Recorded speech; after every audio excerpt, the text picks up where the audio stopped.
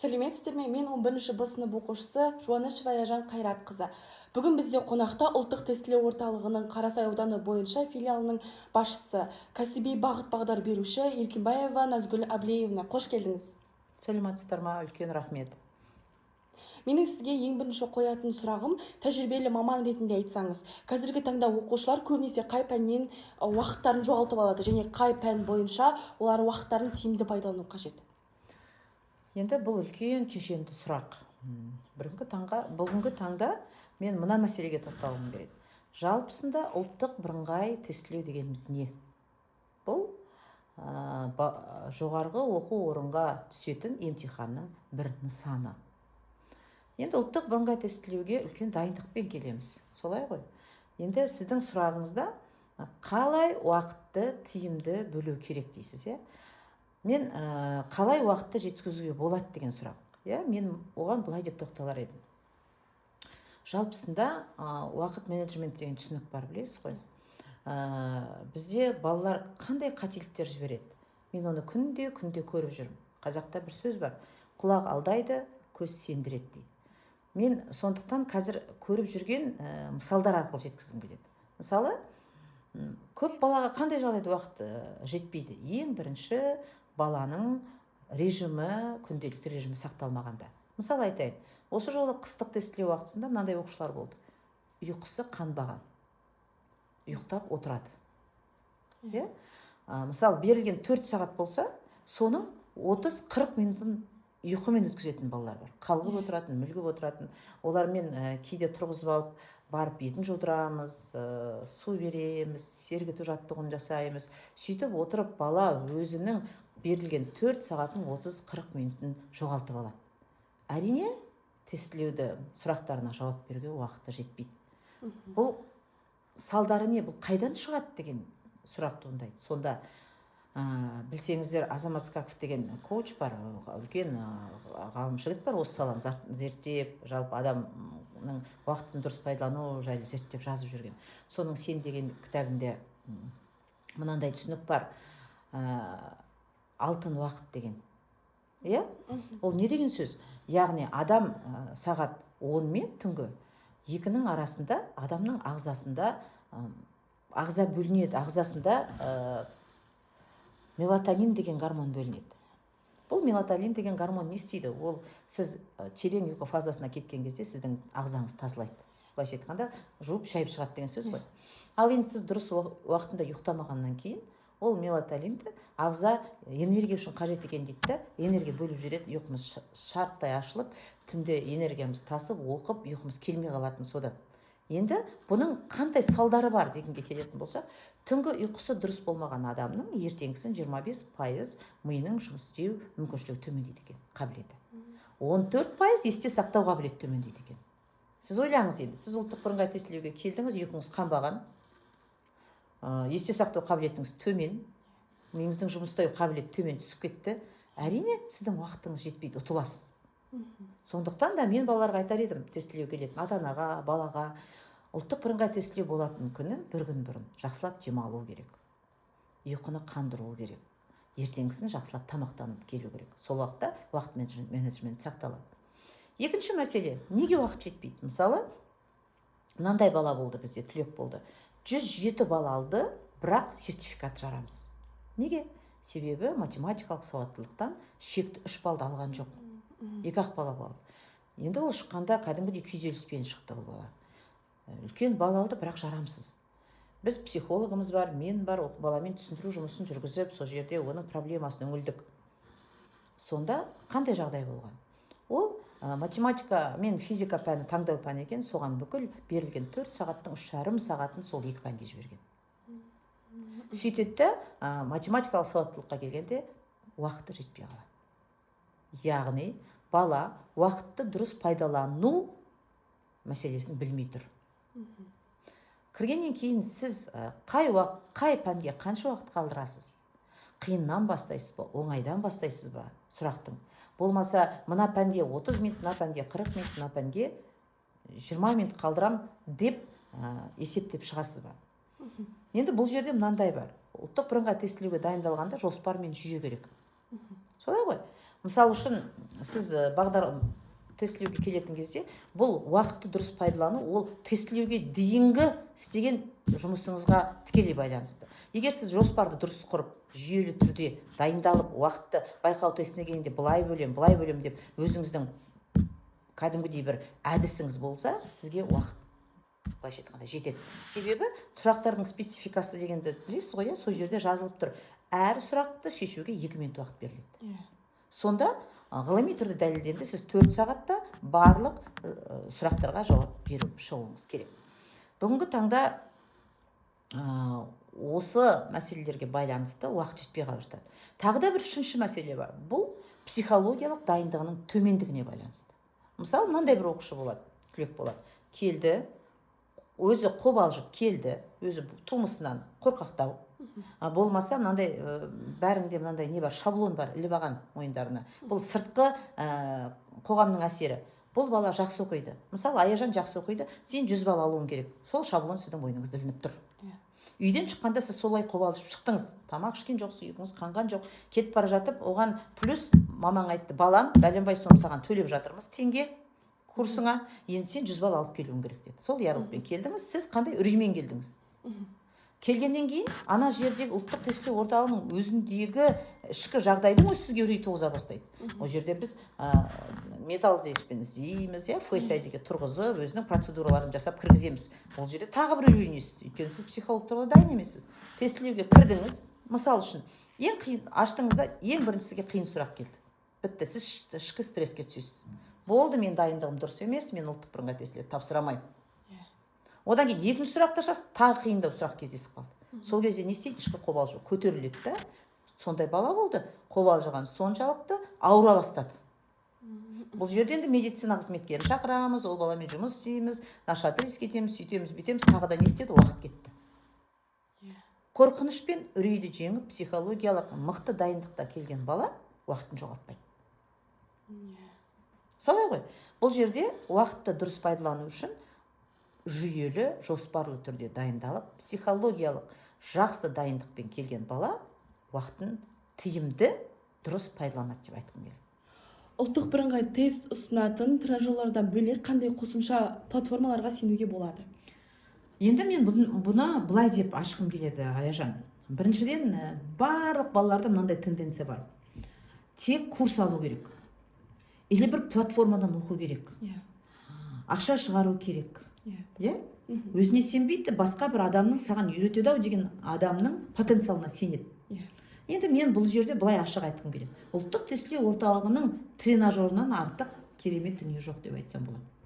Мысал үшін айтайын, сіз жоспар құрдыңыз, ұлттық бірыңғай тестілеуді дайындалуға. Ең бірінші неден бастайсыз? Ең бірінші сіз мамандық таңдаудан бастайсыз. Дұрыс қой. Сіз бірінші ата-анаңызбен өздеріңіз ойлана келіп, құба төбелін тауып бір мамандыққа тоқтадыңыз. Сол мамандыққа енді қандай таңдау пән керек деген сұрақ туындайды. Сіз таңдау пәнін таңдап алдыңыз. Енді бұны қалай дайындалам деген сұрақ көтеріледі. Солай ғой. Енді бұл кезде сіз ұлттық тестілеу орталығының сайтына кіресіз. Кіресіз де ең бірінші жасайтын дүниеңіз спецификасын білу керек. Спецификасына, мысал үшін алайық, Қазақстан тарихы.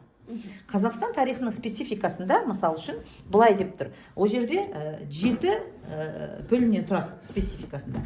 Қандай тақырыптар қамтылады, ол тақырыптарда нені зерттеу керек, қандай сұрақтар құрылады, спецификасында, солай деп тұр.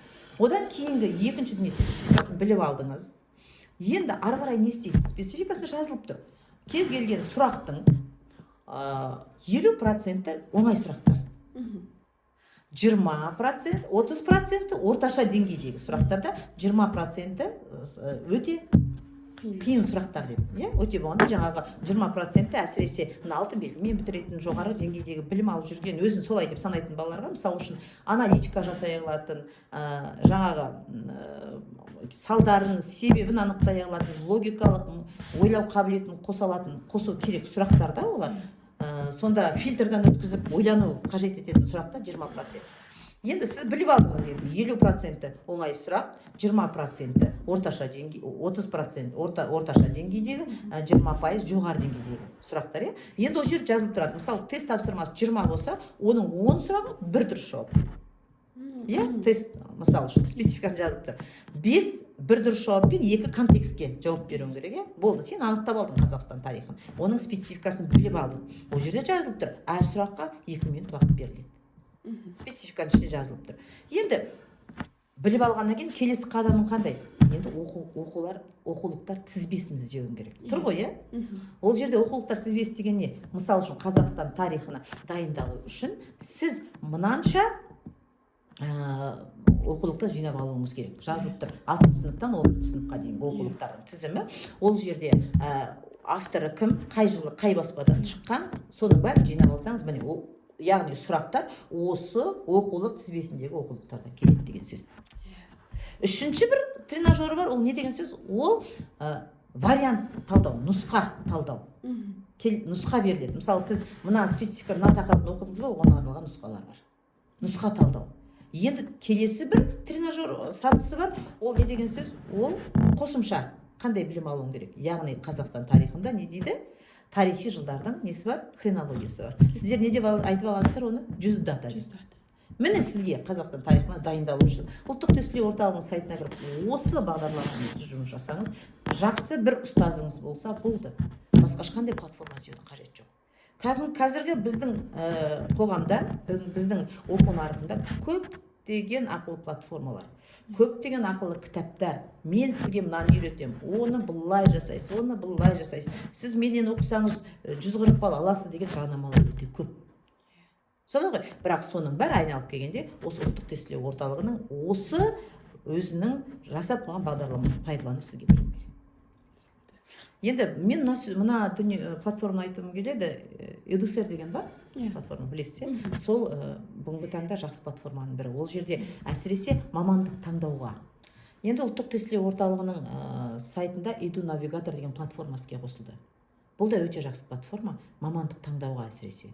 Ол жерде тесттен өтіп, сізге қандай мамандықтар ыңғайлы келеді сіздің психотипіңізге. Ол мамандықтар қандай жоғары оқу орнында оқылады, оның балы қандай, шекті балы, барлық мәлімет сол платформада тұр. Мен сізге осы екі платформаны, әсіресе біздің ұлттық тестілеу орталығының Edu Navigator платформасына кіріп тіркеліп, сол жерде мәлімет алсаңыз, нұр үстіне нұр болар деп айтқым келеді. Рахмет апай. Енді апай, бізде үшінші сұрақ апелляция жайында.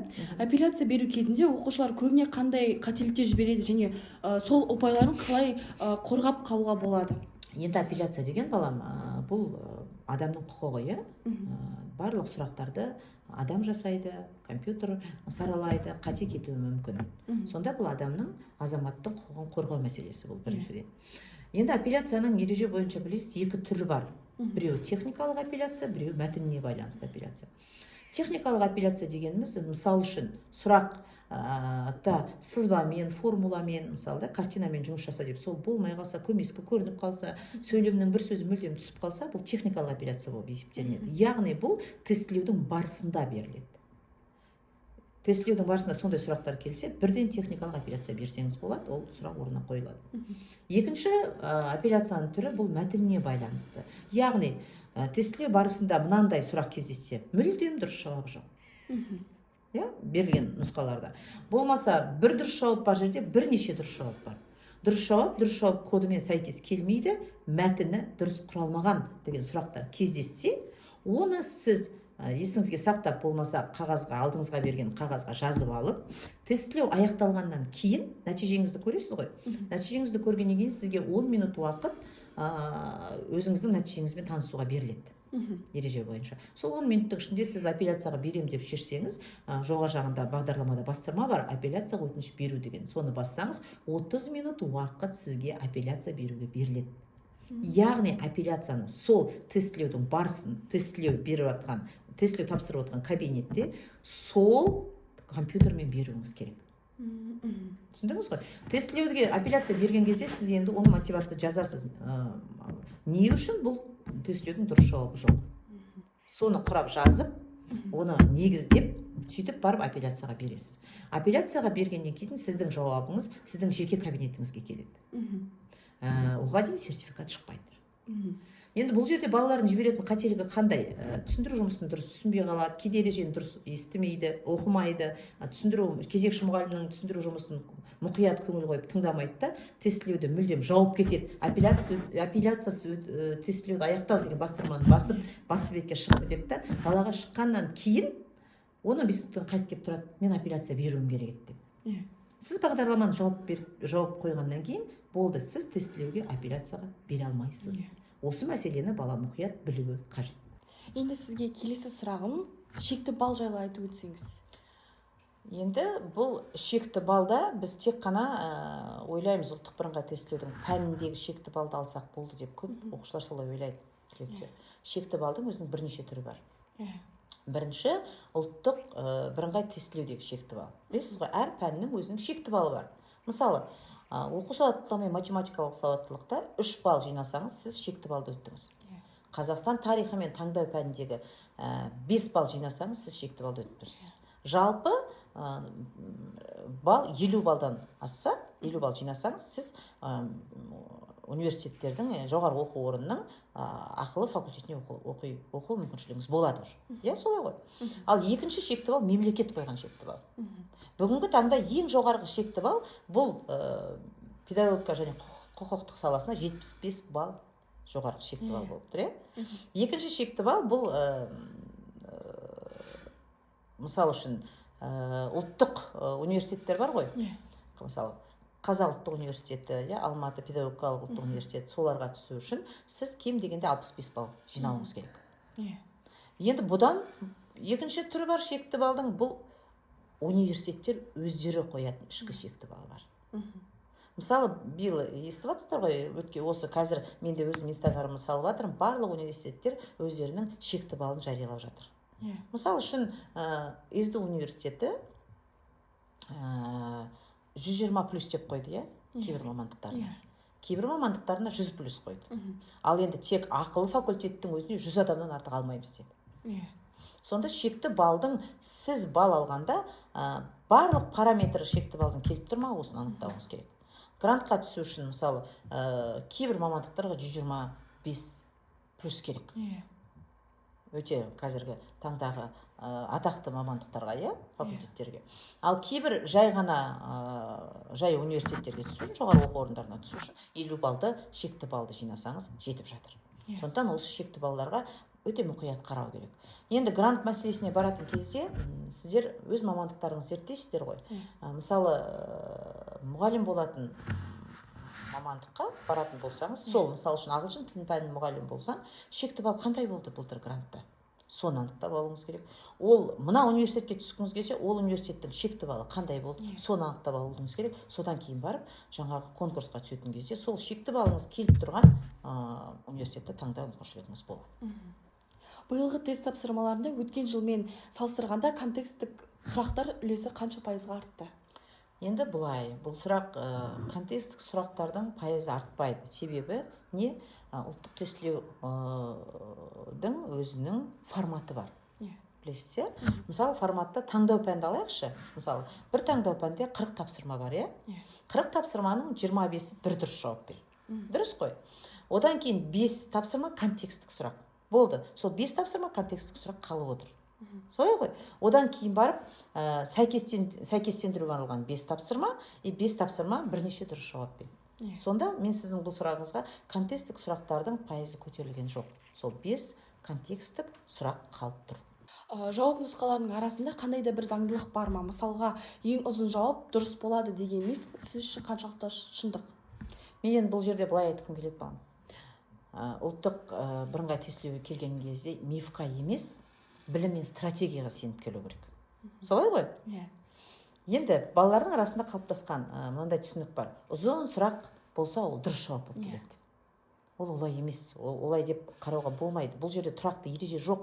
Мен бұл сұраққа мен эксперт емеспін. Мен тестілеу сұрақтарын құрамаймын. Ол командада емеспін мен. Бірақ мен эксперттердің сұхбаттасып, солардың ойларын тыңдау арқылы мынандай бір тұжырымға келіп отырмын. Бұл жерде бір заңдылық жоқ. Мына ұзын сұрақ жауап болса, ол дұрыс болады деген. Әрине ұзын жауаптарда мағыналық жағынан, мысалы, жауаптар бір-біріне ұқсас болады. Бірақ оның мен өзімнің ойым, эксперттердің ойы кілт сөзін табу керек қой. кілт сөзін тапсаң, ол жауап ұзын болсын, қысқа болсын, міндетті түрде жауабы шығады. Солай емес па? Енді мен мынандай бір лайфхак айтқым келеді. Кейде балалар қиын сұраққа келіп тіреліп қаласыздар ғой.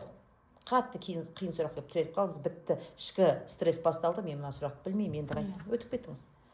Тестілеудің бағдарламасы мынандай мүмкіншілік береді сізге. Пәннен пәнге ауысуға, сұрақтан сұраққа ауысуға, болмаса дұрыс жауапты белгілеп қойсаң, есіңе түссе қайттан ол сұрақты ауыстыруға жауабын мүмкіншілігіңіз бар. Солай ғой. Сіз енді үш айналым деген түсінікті білесіздер ме? Оғастан үш айналым деген бар. Мысалы, тестілеу өтіп жатқан кезде бірінші ең оңай сұрақпен бір айланымды өттім. Барлық білетін сұрақтарын белгілеп шықтым. Ол пәннің ішінде ма жоқ, бір ғана пәннің ішінде ма, барлық пәнде ме, оны өзің шешесің. Бірінші ең оңай сұрақты айналып шықты. Екінші жаңағы орта деңгейде қиын сұрақтарды қарадың, үшінші ең қиын сұраққа көштің дейді. Мысалы үшін бір қиын сұрақ кездесті, тастап кеттің да екінші айналымға шығып кеттің. Басқа сұрақтарға жауап беріп келдің. Енді сен жаңағы сұрақты миыңның бір түкпірінде ол жатыр, просто есігі жабық жатыр қазір. Оның есігін ашайын десең, ішінде Инстаграм жатыр, ТикТок жатыр, Ютуб жатыр, солай ғой, Енді адамның миының қабілеттілігі соншалықты, ананың құрсағында жатқаннан бастап барлық информация адам миында сақталады екен. Қажеттілік туғанда оны табуға болады екен. Енді сен жаңа қорқынышың бар, ішкі дайындығың бар, барлығы айналып келіп бір кезде сол сұрақтың жауабы есіңе түсуі мүмкін ғой. Сол кезде сен келесіңде қайтып айналып келіп сол сұраққа жауап беруіне болады. Екінші бір мәселе. Енді 4 дұрыс жауабын түсініп тұр. 2 жауаптың мүлдем ол тапсырмаңыз жауап емес екенін біліп тұрсың, екеуін алып тастадың. Енді жаңағы 2 дұрыс жауаптың ықтималысын іздеу керек. Бұл жерде не қосылады? Логика, анализ, фильтр қосылады. Сол арқылы сіз нағыз дұрыс жауап табу мүмкіншілігіңіз болады. Сондықтан да бұл жерде дұрыс жауаптың ұзын қысқасына қарамау керек. Бұл жерде ықтималдығы мен өзіңнің біліміңе сеніп белгілеу керек. Рахмет. Енді келесі сұрақ, тест сұрақтары базасы қанша уақыт сайын жаңартылып отырады? Тестілеу сұрақтары жыл сайын 30%-ға жаңартылады. Мысалы, 6000 сұрақ болса, оның 30%-і 1800 сұрақты әр тестілеу сайын жаңарып отырады деген сөз. Бірақ мен мынаны айтқым келеді. Бүкіл сұрақтар мектептің бағдарламасынан алынады. Басқа бір жақтан сұрақ келмейді. Осыны түлек ата-ана түсінуі керек. Кейде балалар бүйтіп қоятындар, тестілеуден шығады да, қадалдым деп қоятындар бар ғой. Сендердің сөздерің. Құладым, өйткені біз өтпеген кітапта жоқ сұрақ келді дейді. Бұл шындыққа жанаспайды. Өйткені барлық сұрақ мектеп бағдарламасынан келеді. Түсінікті ғой бұл? Бізде апай қазіргі таңда түлектердің арасында тұзақ сұрақ деген түсінік бар. Және оған сіздің пікіріңіз қандай? Өте жақсы сұрақ. Қазіргі уақытта өте актуалды сұрақ, балалардың көбісі шығып айтып жатады, ой, тұзақ сұрақ болды, мен жауап бере алмадым деп. Жалпысында бұл мынандай проблеманы қозғайды. Қазіргі балалардың білімі жаттан алынған. Теориялық тұрғыда. Бүгінгі таңдағы тестілеудің тапсырмаларының талабы функционалды білімді көбірек тексереді. Мысалы, мынандай С деңгейіндегі сұрақ бар ғой, бұл жаңағы сұраққа анализ жасау, оның салдарын анықтау, фильтрдан өткізу, анализ жасауды қажет ететін сұрақтарды балалар шеше алмайды, себебі ондай дағдыларда болмай тұр ғой. Содан кейін бар, оны тұзақ сұрақ деп қойып алған деп ойлаймын мен. Бұл ой жалғыз менің ойым емес. Мысалы үшін Қаскелең қаласында Курсант деген мектеп бар ғой, жеке меншік мектеп. Бүгінгі таңда Қарасай ауданы бойынша жоғарғы жаңағы нәтиже беріп жатқан, ұлттық бірыңғай тестілеудің нәтижесінде жақсы көрсеткіш көрсетіп жатқан мектептердің бірі. Сол жерде Бексейіт деген мырза бар, осы саланың эксперті. Сол кісімен де мен сұхбаттасып, кейде пікір алысқанда, сол кісінің маған айтқан ой осындай. Тұзақ сұрақ деген ол шынымен де баланың білім деңгейінің сол саланы игере алмайдығынан пайда болатын дүние. Яғни бала аналитика, ойлау, анализ жасау, оны фильтрдан өткізу және логикалық кешенді ойлауға арналған тапсырмалар шешемауына байланысты оны тұзақ сұрақ деп өздері айналдырып алған. Сондықтан ешқандай тұзақ сұрақ жоқ, егер сіз білімді жүйелі, дұрыс деңгейде алсаңыз. Мысалы айтайын, математика пәнін алсақ, ол нақты формулаға байланысты. иә, ол жерде формулаларды мықты білсең есеп жақсы шығару мүмкін. Ал енді физикаға ауысқан кезде физикада не ойлау керек, логика қосу керек, елестету керек. Кейде математиканы мықты білетін, білімі мықты балалар геометриядан ақсап жатады. Себебі геометрияда не істейді? Логикалық ойлауды, елестетуді, себеп салдарын анықтауға тұратын, қажет ететін ғылым. Және математикалық сауаттылықты да солай. Кейде математикадан керемет бала алады да математикалық сауаттылықты төмен бала алып жатады. Өйткені бұл жерде баланың не функционалдық білімін, функционалдық білімінің дұрыс деңгейде еместігін көрсетеді. Сондықтан да бұл балалар оны тұзақ сұрақтары деп ойлайды. Сондықтан тестілеуге дайындалған кезде нұсқаны талдау барысында осындай сұрақтарға көбірек көңіл аудару керек деп ойлаймын. Енді апай, сізге келесі сұрағым, статистика бойынша оқушылар білмегендіктен емес, асығыстықтан немесе зейінсіздіктен қай жерде көп ұпайларын жоғалтып алады? Енді мен сізге бұл жерде статистикада мынандай деп айта алмаймын, өйткені дәл статистикалық бұл жайлы мәлімет жоқ. Бірақ мен өзімнің жеке тәжірибеме сүйеніп айтатын болсам, бұл жерде былай, қандай жағдайда бала өзінің балын көп жоғалтады?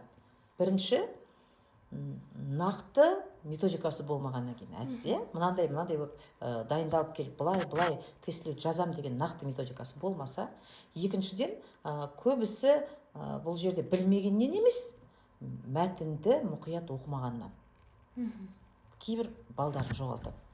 Мысалы, жай ғана айтайын, бір бізде түлек биыл тапсырып шықты, сондай бір қиналып шықты тестілеуден. Неге? Содан онымен жұмыс жасадық, сол жерде тұрып, сол кезде оның мынандай сұрақ туындап тұр. Осы уақытқа дейін байқау тестін жазғанда мен оқу сауаттылығынан 8-9 бал алатын. Бүгін шыққан кезде 3-ақ бал алып шыққан. Неге деген сұрақ туындайды. Сонда ол баланың мен әңгімесінің барысында мынаны байқадым. Бірінші, ол ылғи да байқау тестінде оқу сауаттылығынан бірінші бастайтын. Осы жолы ол математика физикадан бастаған. Сөйтеді де бірінші математика физиканың есебінің сұрақтарына жауап береді, одан кейін математикалық сауаттылыққа жауап береді, одан кейін Қазақстан тарихына жауап береді, ең соңында оқу сауаттылығына жауап береді. Сол кезде айтады, мен оқу сауаттылығын бастаған кезде оқып, мен кейбір қазақша сөздер тіпті ұғынбай қалдым дейді. Неге дегенде, білесіз, 4 сағаттың әр сағат сайын 2 минуттық 3 минут үзіліс беріледі. Білесіз ғой? Ол не үшін беріледі? Ол сіздің жаңағы миыңызды тынықтыру үшін, көзіңізді демалдыру үшін, қол аяғыңызға жаттығу жасау үшін, су ішіп алуға, сондай бір мезгіл демалуға беріледі. Сонда ол бала ол үзілістерді пайдаланбаған. Ол жерде жалғастыру деген сөз бар, білесіз ғой? Жалғастыруды бассаңыз сұрақ ашыла береді. Сонда ол 4 сағат бойы орнынан тұрмаған, ешқандай миын тынықтырмаған, тек жалғастыруды басып, асығып сол емтихан материалдармен жұмыс істей берген. Сөйтеді, бұл қиыннан жасай келіп, ең соңында оқу сауаттылығына келгенде бұны миы шаршаған. Зейіні, фокусы уже кетіп қалған.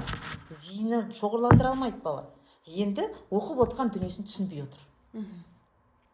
Бала жоғалтты ғой. Сонда бұл жерде әр баланың өзінің бір әдісі болу керек. Оқу сауаттылықтан бірінші бастау керек шығар, миың тынық тұрған кезде. Өйткені оқу сауаттылығы да былайша айтқан кезде ойлауға итермелейді.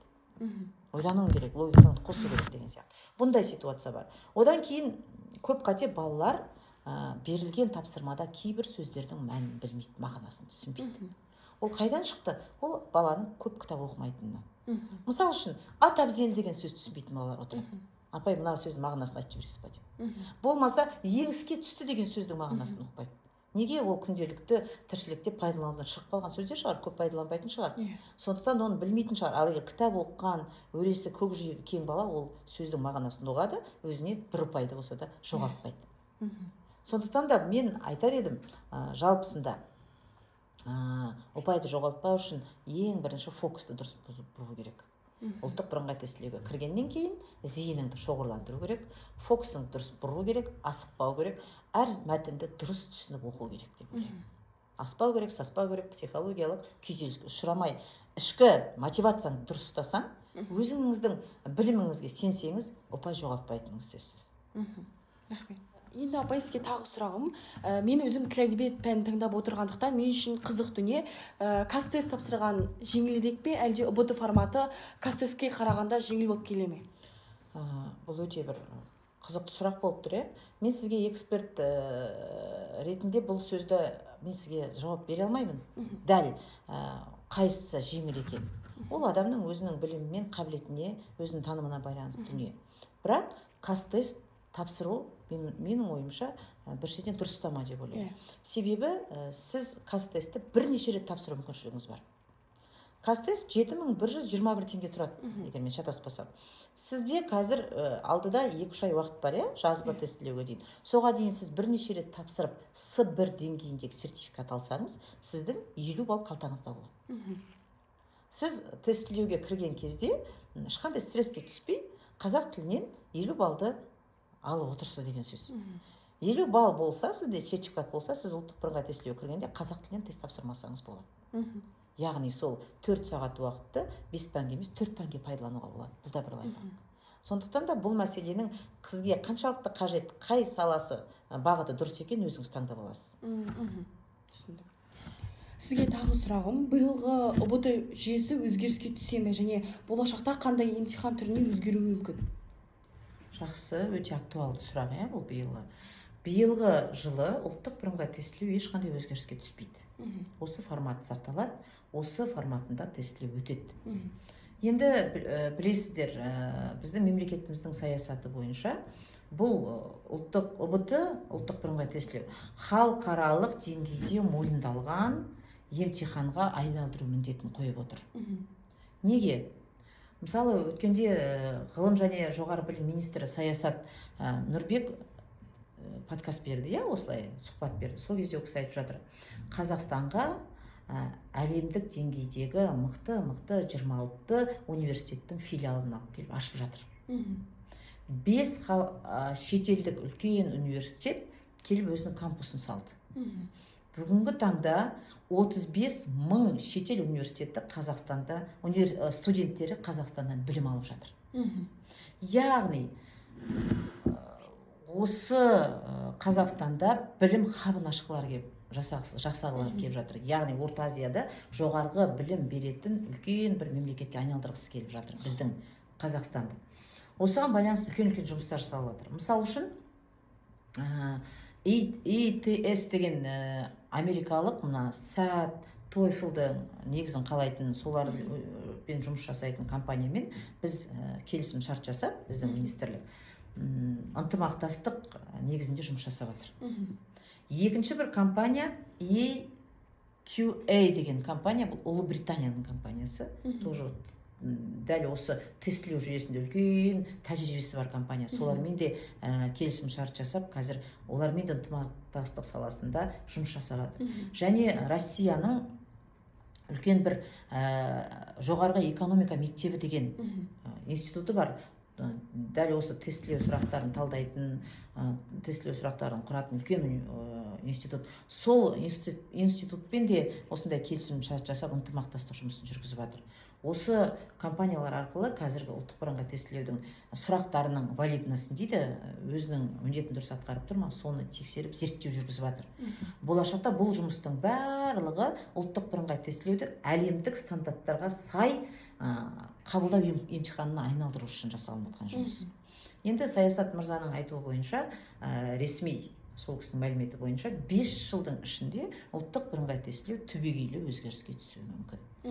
Дәл бүгінгі таңда ресми ешқандай ақпарат беріліп отқан жоқ. Ол мынандай түрге өзгереді, мынандай түрге өзгереді. Сондықтан да біздің ұлттық бірыңғай тестілеудің нәтижесімен ертең шетелден келген студенттер біздің жоғарғы оқу орындарының барлық филиалдарына түсу мүмкіншілігін қарастырып отыр. Назгүл апай, сізге өте көп рахмет. Себебі біз үшін өте құнды ақпарат бердіңіз, және осыны тыңдап отырған түлектер үшін де өте құнды ақпараттардың бірі деп көремін, және сізге сол үшін алғысым шексіз. Үлкен рахмет, Аяжан. Енді әрине, бүгінгі таңда осы түлектердің осы тақырыпқа, ұлттық бірыңғай тестілеудің ішіндегі болып жатқан оқиға, қандай бір сұрақтар, қандай бір ойлар білсек деп шақырып отқанның өзі мен үшін үлкен жетістік, үлкен қуаныш, Аяжан. Сондықтан да бүгін мен қандай да бір ақпарат айтсам, содан керектеріңізді алып қажеттілікке жараса, мен өзімнің кішкентай болса да миссиямды атқардым деп ойлаймын. Бірақ құрметті ата-ана, мен мына сөзді айтқым келеді. Ата-ана, түлектер, подкаст тыңдап отқан көрермендер, ұлттық бірыңғай тестілеу бұл өмірдің соңы емес, бұл жаңа өмірдің бастауы. Ұлттық бірыңғай тестілеуді жақсы көру керек. Неге? Себебі бұл сіздің үлкен арманыңызға мамандығыңызға апаратын бірден бір жол, мүмкіншілік. Сондықтан да ұлттық бірыңғай тестілеуден қорқудың, оған қобалжудың қажеті жоқ. Ең бірінші жоспар, жүйе жасап, тыңғылықты дайындықпен келсеңіз, ұлттық бірыңғай тестілеуден нәтижеңіз жоғары болатыны сөзсіз. Ұлттық бірыңғай тестілеуден әр бала әртүрлі бала алуы мүмкін. Біреу жеңіске жетіп, жеңістің тәтті дәмін татуы мүмкін. Эйфориясын жеңістің сезінуі мүмкін. Сол кезде ол ешқашан жеңілгісі келмейді. Ал енді біреулер жеңілуі мүмкін. Ол солай болады, егер сіздің дайындығыңыз төмен болса. Сол кезде ол жеңілістің ащы дәмін татады. Ал кез келген жеңіс ұйқысыз түндер мен күлкісіз күндер мен қажырлы еңбекпен ғана келетінін түсінеді деп ойлаймын. Сондықтан биылғы түлектерге сәттілік тілеймін. Ұлттық бірыңғай тестілеуді жақсылап тапсырып, грант сіздерге бұйырсын. Сіздермен болған Елтай медиа, назарларыңызға рахмет.